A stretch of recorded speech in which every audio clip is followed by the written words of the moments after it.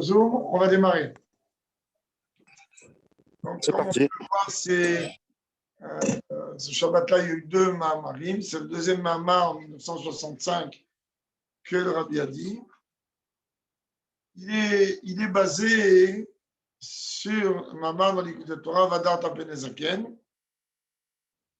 Juste pour savoir que il y a des réponses du Rabbi sur des gens qui disent qu'ils n'arrivent pas à avoir de mémoire. Vous n'avez pas à retenir. Ou même quand ils étudient, peu de temps après, ils oublient. Le Rabbi, il dit qu'il y a une sgoula, Poutuka Omnosa, qu'il faut apprendre par cœur le Mahamar Vadat Penezaken, qui est très court, dans l'Écoute Torah. Et ce Mahamar-là, du Rabbi, il est basé sur le Mahamar de Vadat Penezaken de l'Écoute Torah. Oui, dans l'Écoute Torah, ça fait deux moitiés de colonne, c'est très petit.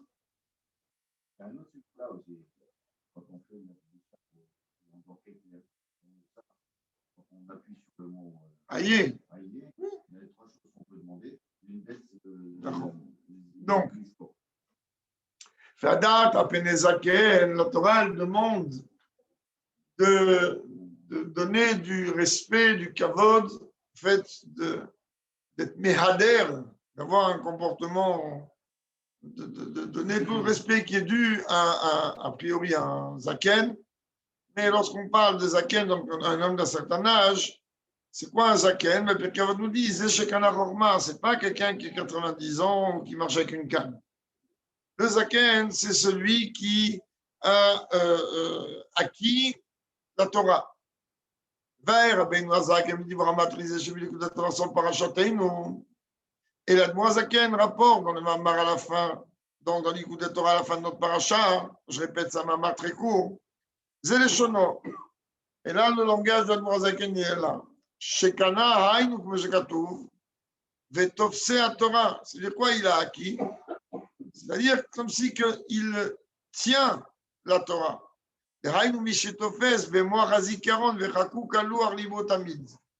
C'est quoi un zaken? C'est quelqu'un que lui, la Torah, elle est gravée dans son esprit et dans son cœur d'une façon constante. Ce n'est pas seulement quelqu'un en vérité qui a étudié quelque chose et 2-3 jours après, il a oublié, ou une semaine ou un mois après, il a oublié. C'est quelqu'un que non seulement grâce à Dieu, il a étudié beaucoup, mais c'est l'étude est constamment gravée aussi bien dans les mochines, donc dans les dimensions intellectuelles, et dans les midot, dans le cœur.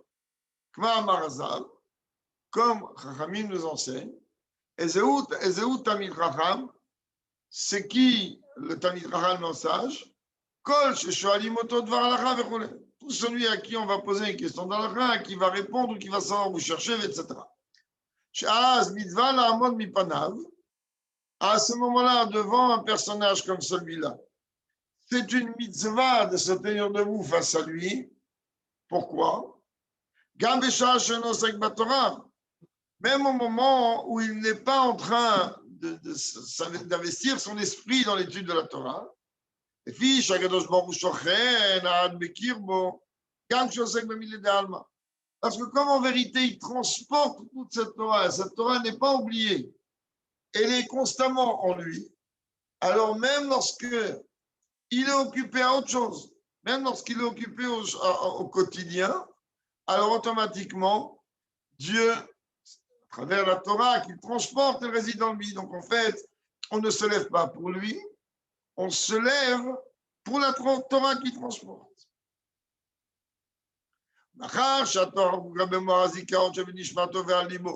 Étant donné que la Torah elle est gravée dans son intellect et d'une façon où il se souvient, c'est-à-dire elle est gravée, elle est là, et dans son âme, donc, et dans son cœur, et que la Torah et Dieu, c'est une seule et même chose.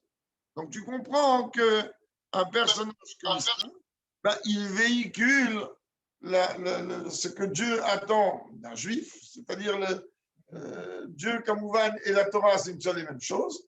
Donc, Kaviachol, il véhicule Dieu et sa Torah. Et donc, par rapport à ça, on lui doit le kavod.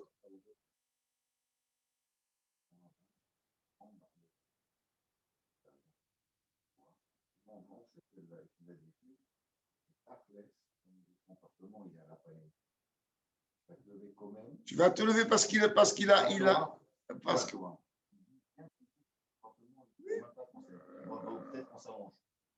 non, parce que Pashtout, tu ne te lèves pas pour lui. Son comportement, il dépend de son Yetzirara. L'étude de la Torah, elle est là. Si elle est gravée dans sa tête et qu'elle est dans son cœur, le comportement, il ne suit pas. Il va te dire, il c'est un Ben Adam comme tout le monde. Tout le monde, c'est un Ben Adam, il a Yetzirara. Mais d'une façon concrète, comme vous va en règle générale aujourd'hui, d'une façon concrète, alors on fait ça, ça dépend encore une fois du degré de la personne.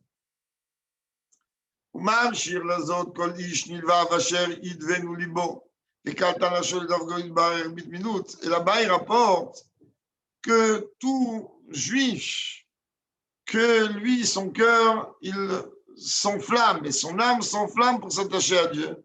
Bitmidout, on parle vraiment de quelqu'un d'un très haut niveau. Que constamment, il s'enflamme, il veut s'attacher avec Dieu.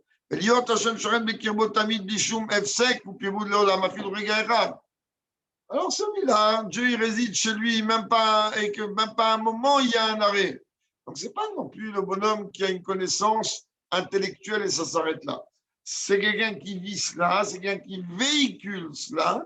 Donc à partir du moment où il véhicule cela, Dieu est en lui constamment. Alors donc la Torah elle est constamment en lui. Donc c'est devant lui qu'on demande d'Adam Tapnezaké. Umosi, il rajoute, il rajoute la parole de Mourazaken, et parce qu'on comprend la raison qui est rapportée dans les lois de l'étude de la Torah au nom du Sifret. Chez Mitzvah, al kol echad ve'echad, l'ida kol la Torah. C'est une obligation, chaque juif, de connaître toute la Torah. C'est quoi notre Torah? She'en kol tarek mitzvot de dikduken. Ça veut dire connaître les 613 mitzvot avec toute leur précision. Donc, en deux mots, connaître tout Shulchan Aruch.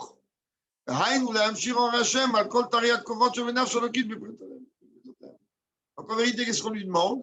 Tu as 248 membres, 365 veines artères. Chacun de tes membres des veines artères, eh ben, eux, ils sont totalement illuminés par la lumière de Dieu qui est dans cette Torah. Là-bas, tu es entièrement belle, ma bien-aimée, ma compagne ici, Rayati. Umum Einbach, et tu n'as aucun défaut. Kulach Daika. Là-bas, on leur a de dire tout entière tu es. Ça veut dire, on va comprendre de qui on parle ici. Ou Messayem, Ach Nechamat Tsukaetim Bekotzer Ruach. דעת המשיג ועומק המושג, על כל פנים לפחות ישתדל לקבל עוז ותעצומות לקנות ולהכות במחזיקות שבנפשו. 5 חומשי תורת משה, אשר כתב מפי הגבורה. Là, il aura de dire, mais comprends bien, qu'à la base, le Hadarta Penezaken, celui que la Torah va demander qu'on va se mettre debout devant lui, alors il est Kulach Yafa Vemum Einbach. C'est quelqu'un que sa neshama, elle est entièrement imbibée des 613 000 votes et il n'y a pas de défaut chez lui. Donc la question que tu as posée, elle ne représente pas le monsieur qu'on voit ici. Il dit, mais aujourd'hui, par la situation de notre époque et par le fait qu'aujourd'hui les esprits sont quand même plus ou moins limités, et que la Torah Kamouvan est d'une profondeur éternelle. Alors au moins, qu'il va s'efforcer à recevoir en lui, au moins qu'il va connaître le Chumash comme il faut. C'est-à-dire qu'il va connaître Chamisha Moshe Torah. Ashakata Mipi Agura, comme Moshe a écrit sur Kamouvan, sur ordre de Dieu. שאין שורש כל התורה שבכתב ושבעל פה כולה, qui en vérité, le Chumash, il est la source de toute la Torah écrite et la source de toute la Torah orale, que Noda, comme c'est connu, chez Rabbi Akiva et Doreshet al-Kol Kotz Vekotz, Til Tilim Shalalachot. On sait très bien que Rabbi Akiva, lui, il était capable de donner des explications sur chaque petit point, sur chaque couronne qu'il y a dans chaque lettre de la Torah, une infinité d'halachot. Seulement Kamouvan, surtout dans notre époque, aujourd'hui, quel est le maître qui va être capable de venir t'expliquer le code du Hout? Ah, le Harizal, aujourd'hui, il y a les livres. Aujourd'hui, tout est caché. Donc aujourd'hui, tous les secrets qu'il y a dans la Torah orale, écrite, pardon, alors ils ne sont pas donnés à tout le monde. Et dans le monde dévoilé, c'est-à-dire on parle de la Torah orale, Al-Kol Panim, les Farotikne, V'Yarkot Seder Kod Kodashim, Anikra Chorma V'Diver Razal, on me rappelle à Vonotav Jadak, Moshe Katouva Harizal.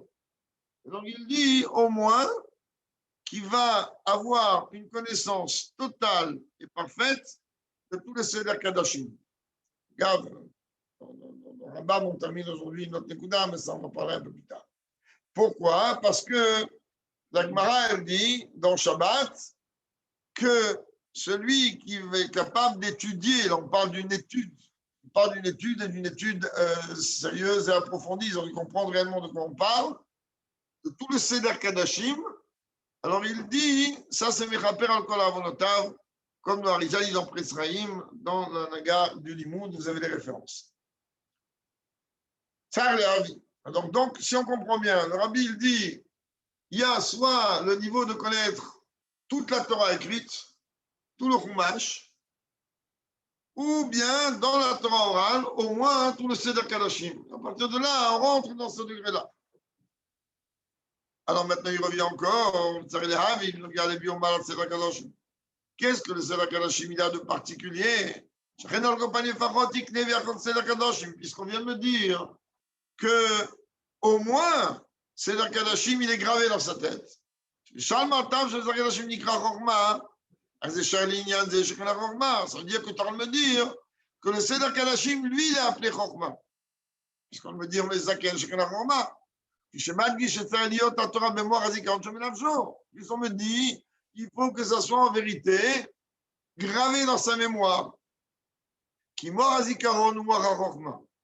D'où le Zikaron, où le Zikaron de quelqu'un il se trouve, dans la sphira de Chokma, dans le niveau le plus haut de sphirot chez lui.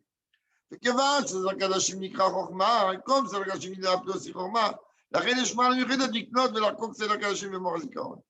Donc il y a effectivement une particularité dans ce Seder-là, comme il dit donc l'Arizal, de le connaître par cœur et qu'il soit gravé dans sa tête. Mais qu'est-ce que ça vient faire? Le fait que tu es en train de me dire que le Seder Kadashim, il explique toutes les fautes de l'homme. Comment? Donc le Rabbi il revient sur ce Shirachiri, dans lequel on est en train de parler de l'âme.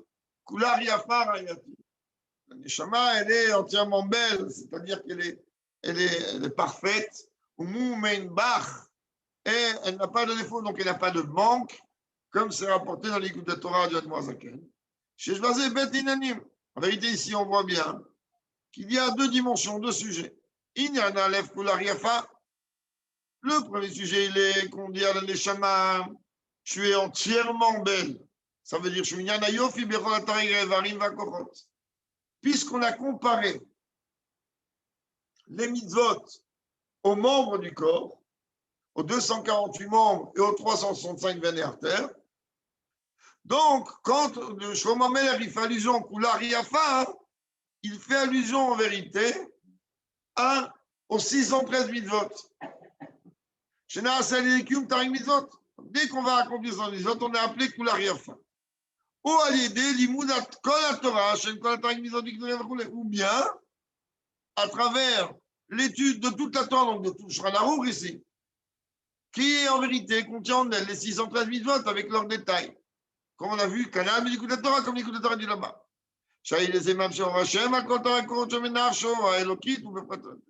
Pourquoi? Parce que lorsqu'il va étudier les 613 mitzvot, alors automatiquement, comme le Tanya il dit là-bas, que chaque mitzvah elle est comparée comme une corde qui relie les niveaux de l'âme qui sont dans le corps et le niveau de l'âme qui sont au-delà du corps, et il y a en fait 613 cordes. Mais lorsque on est en train d'étudier toutes les lois et qu'on les comprend et qu'on les retient, donc tous ces niveaux-là, ils sont éclairés en nous. Ah, maintenant qu'on arrive à ce niveau d'avoir la connaissance des 613 mitzvot, alors on devient Rayati, c'est-à-dire ma compagne. Chez où à Chibour, des Knesset Israël Makadosh Baruch Hu.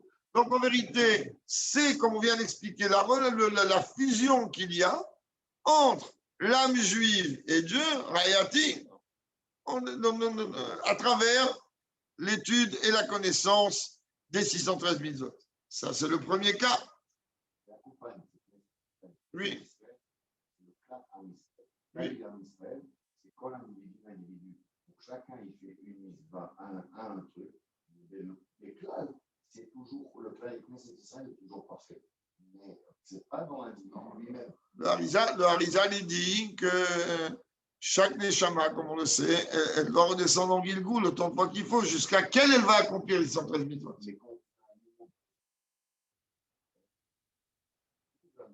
Tout l'âme Israël, chacun y complète l'autre. Mais à part ça, tu as la dimension qu'en tant qu'individu, on doit arriver à ce niveau-là. Mais il n'y a pas seulement le Vaaseton, il n'y a pas seulement la dimension de faire. Parce que ça, c'est Kular Yafarayati, c'est la Shlemut, au moins de la connaissance des 613 mitzvot. Si ce n'est pas l'application, de toute façon, aujourd'hui, on ne peut pas accomplir les 613. Mais Rabbi dit un deuxième sujet. Le deuxième, il dit, tu ne comportes pas de défaut.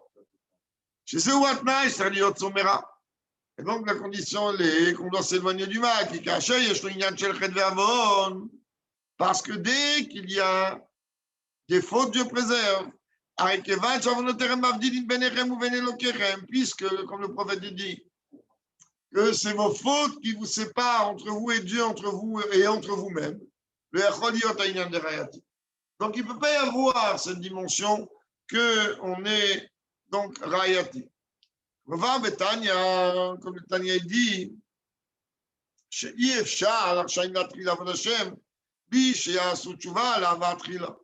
comme le Tanya dit, c'est ramené d'ailleurs même dans Talmud Torah, mais le Rebbe ici prend la référence que du Tanya. On peut comprendre de là qu'il faut comprendre réellement cette phrase d'après la Chassidoute et non pas d'après la halakha au sens élémentaire du terme. Car le Talmud Torah, c'est bien du Rambam que d'Admorazaken, cette même phrase, elle est utilisée. Mais là, on voit que le Rabbi utilise le Tanya. Où là-bas, le Tanya, il dit que ce n'est pas possible pour un rachat de commencer à servir Dieu tant qu'il n'a pas fait tchouva sur son passé. C'est-à-dire,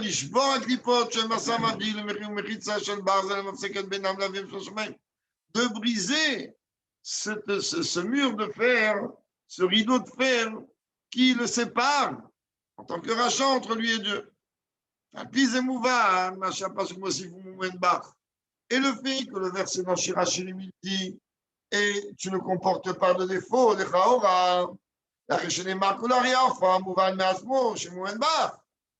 a priori, si on prend l'exemple matériel d'une beauté, si on dit Kular et Afin, tu es entièrement belle, là je comprends aisément que tu n'as pas de défaut, sinon en quoi tu es tellement belle?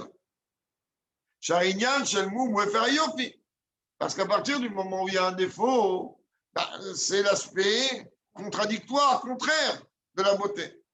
Alors pourquoi tu as besoin de me dire les deux? Kular et Afin Rayati ou Moumen Bar. Vous allez comme ça.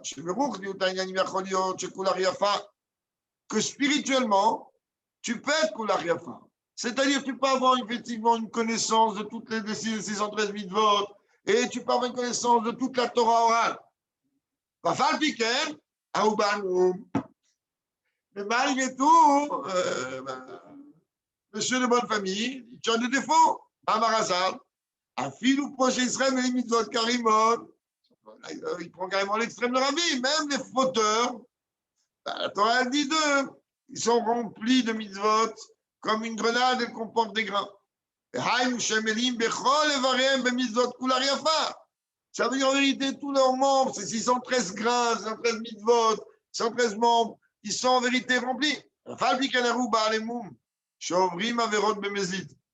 qu'on parle ici de poche. Pécha, avant la pécha, c'est des fautes graves volontaires. Ça dit qu'il poche Israël. C'est pour ça qu'on les appelle pochés, qui pêchent en méside. D'ailleurs, il y a beaucoup de questions qui sont posées sur les psukim qui traitent sur le terme pécha. Oui, pécha c'est méside, mais avon, c'est les fautes graves de méside. C'est pour ça que ça n'a rien à battre dans le martyr de pécha d'avon. Alors, avon va pécha. Nosé, avon va pécha. Avon, il est encore plus haut. C'est les fautes graves volontaires. Pécha, pochéa, ça veut dire je fais des fautes. Mais pas oui, de méside, mais ce n'est pas forcément les fautes les plus graves. Et d'ailleurs, on le voit.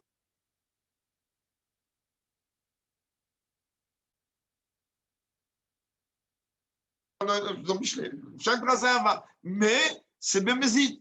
לכן מדגיש הכתוב שנוסף לכך שכולך יפרייתי הנה עוד זאת ומובן בך.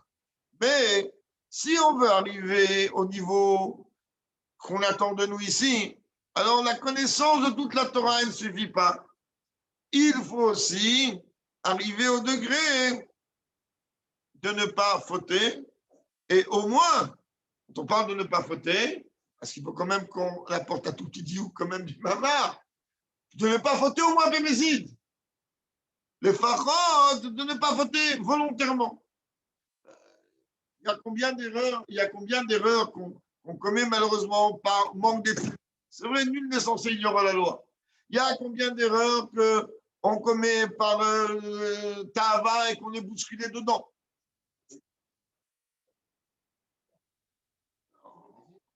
Encore une fois, béméside, c'est que les achis. C'est ça le méside. C'est-à-dire, en vérité, ce n'est pas que je me suis énervé parce que je suis dans un... Je suis nerveux et le bonhomme, il sait que je suis nerveux et il me cherche. Alors, je me travaille comme je peux. Il y a un moment où j'éclate. Mais en vérité, ma kavana à moi, elle n'est pas d'aller à l'encontre de Dieu. Ma kavana à moi, ce n'est pas que je m'en fiche, entre guillemets, de transgresser la volonté de Dieu. Là, je suis dit, c'est comme le bonhomme, il a une tava, il n'a pas envie de rentrer dans cette tava. C'est bon, il a plongé. Alors, c'est un méside parce qu'il sait que c'est un sourd. Mais ce n'est pas le méside de Kedélachis. Ce n'est pas la dimension de dire à Dieu, Kaviarol, je m'en fiche de ce que toi tu dis. Bien sûr, c'est pas tout. D'ailleurs, même dans une Chotchouva, on le voit, qu'on ne peut pas comparer quelqu'un qui est en train de faire qui est des Achis, c'est la dimension du Racha Veralo, les Achis. Non, Racha Veralo, il veut les Achis. Il dit à Dieu, tu veux pas ça? Alors voilà, c'est comme l'histoire de Avner qu'on raconte chaque année à Parashat Azinu. Les Achis.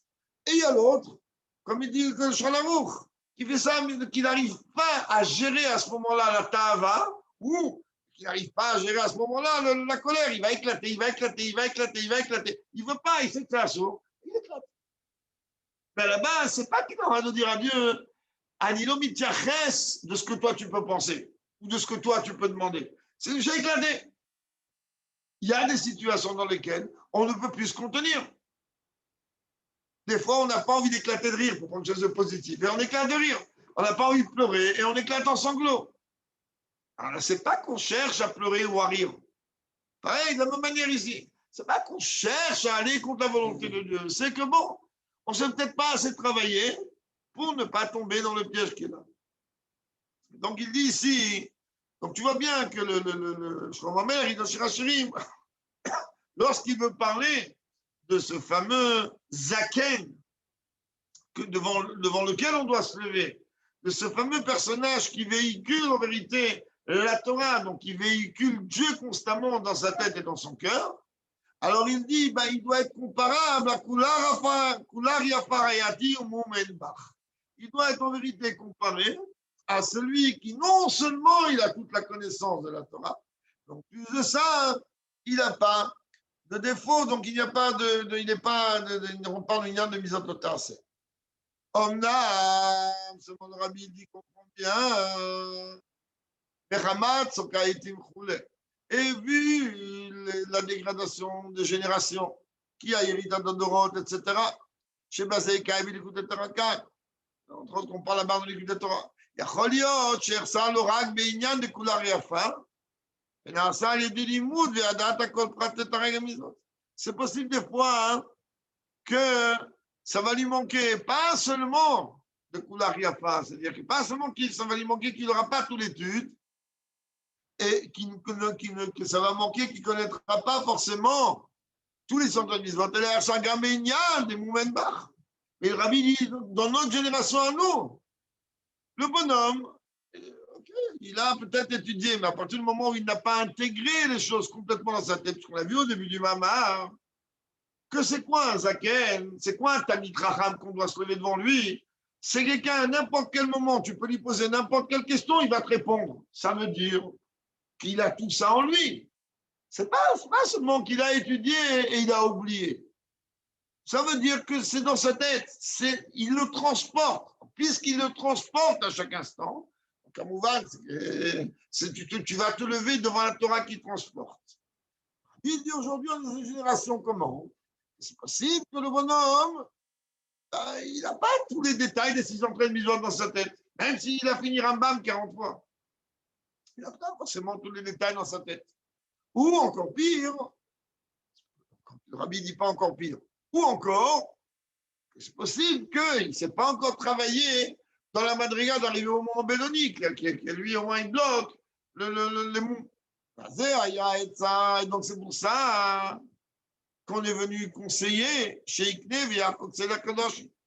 On lui dit, vas-y, apprends cœur et avec l'explication, tout le Seder Kadashim, c'est pas mal. Shiesh Bobet Amalot, qui en vérité contient en lui les deux qualités. En Inyan de Kular Yafa. Aussi bien le Seder Kadashim, il est considéré comme s'il y a toute la Torah dedans. D'ailleurs, le Rabbi ne dit pas ça, Stam ici pour rien. Rachid dit, aujourd'hui, hier, dans le Chita d'hier, quand on commence par Parashat Kedoshim, Rachid dit, Parashat Kedoshim, il est collé toute la Torah entière, car il y a dedans toutes les lois sociales et tous les inanimes les plus importants dans la Torah. Je pense que c'est Rachid, je ne me trompe pas. Je l'ai vu hier, donc au début de Kedoshim. Et donc, puisque c'est appelé Chokhmah, et il y a aussi le sujet il n'y a pas de moum, donc il n'y a pas de défaillance. Donc, d'un côté, elle est appelée Chokhmah, d'un autre côté, elle expie les fautes, donc elle répare même la dimension de Moumen Bar, qu'il n'y a pas de défaut. Chez Kapara, il a chanté qui noir, chez Mécaner, mais c'est les gammes, il est plus arrête. Kapara, ça vient du langage qui noir, qui veut dire un nettoyage total, qui nettoie totalement la saleté. Palier des émis de Batani en amour. Dès que tu nettoies la saleté, donc il n'y a même plus de traces de cette saleté-là, dans ces cas-là, le Seder Kadashim, il est capable de faire les deux jobs, aussi bien celui de Kular Yafa, donc de donner une acquisition de toute la Torah, comme s'il avait acquis toute la Torah, et d'un autre côté, de réparer ses fautes. Yes, aussi basé. Aussi, on peut rajouter, c'est connu, ce que le rabbi précédent, il dit, chez l'Imoudama Mava, tu vois, chez l'Imoudama Mava, dans ta pénisek, nous t'as horaire, Kabbalatara, Tichida, Chevet, Neshama, Ptimiut. que ce limoud-là, de ce mamar, il éveille le fait de pouvoir recevoir en direct, en Bluetooth, le reflet du niveau le plus haut de l'âme, de la Yechida. Là, tu comprends. Donc, même dans le contenu même du mamar, alors il y a ici, on est en train de parler concernant le niveau de Yechida. Je remarque, a priori, on peut voir l'explication de cela.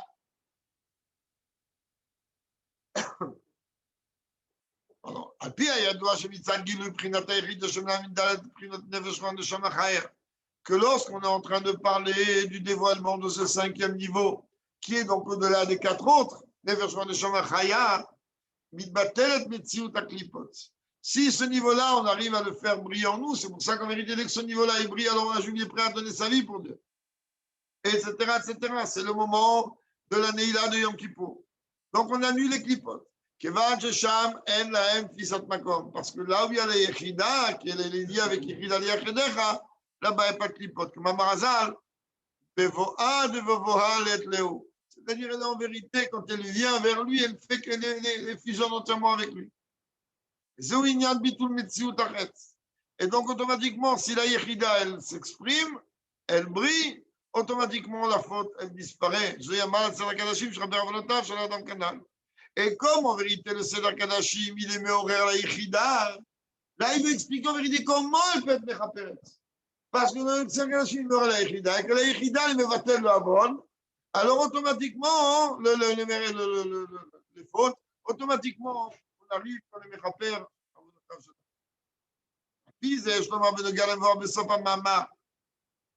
Plus, on peut voir ce qui est rapporté par rapport à la fin du Mama.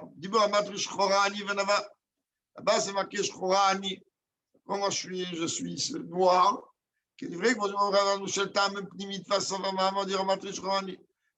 la raison pour laquelle c'est justement ramené à la fin du Mama. Et puis aussi, qu'on est en train en vérité de. C'est quoi Shchorani? C'est-à-dire c'est une dimension qui est totalement voilée. Et à partir du moment où elle est sombre, où elle est voilée, elle est à travers le fait qu'elle est voilée. D'un autre côté, elle représente le niveau le plus haut. On sait très bien que la Torah, c'est un feu noir posé sur un feu blanc. Et donc, il dit pourquoi il a été ramené à la fin du Buramatril, à la fin de Mahamar de Pnessar Adakoum, et la fin, c'est très bien qu'elle est liée avec la niveau de Malchut. Shapirus Bazéou, c'est Prinata Yechida Shelema, Prinata Shebadam, que le niveau de Yechida, qui elle est complètement dans le cinquième niveau de l'âme, qui lui est complètement au-delà de toutes les dimensions de l'âme, et au-delà de l'enchaînement des mondes d'expression de l'âme dans le corps.